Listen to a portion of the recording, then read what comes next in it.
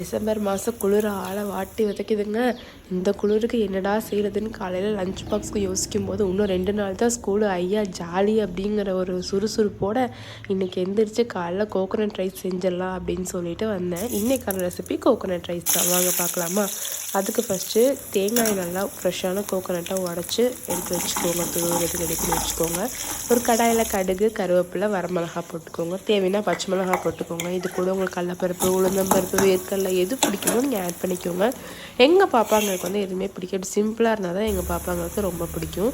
தேங்காயை துருவி அந்த தேங்காய் இப்போ உள்ளே ஆட் பண்ணி நல்லா 2 தடவை கிண்டிட்டு ரொம்ப வதங்க வரன்னு ஆயிடும். அப்புறம் சாப்பிட முடியாது.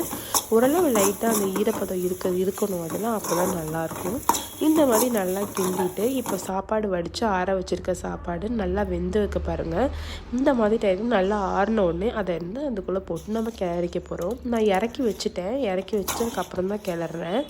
நல்லா மிக்ஸ் பண்ணிவிட்டு எடுத்து பார்த்திங்கன்னா நல்லா உதிரியாக சூப்பராக வந்திருக்கும். அவ்வளோ டேஸ்ட்டாக இருக்குங்க. ட்ரை பண்ணி பாருங்கள். அவ்வளோ ஈஸி, சிம்பிள் ரெசிபியும் கூட. இன்றைக்கி என் பாப்பாவுக்கு இதான லஞ்ச் பாக்ஸாக கொடுத்து விட்டேன். கூடவே ஒரு ஆம்லேட் போட்டு கொடுத்து விட்டேன்.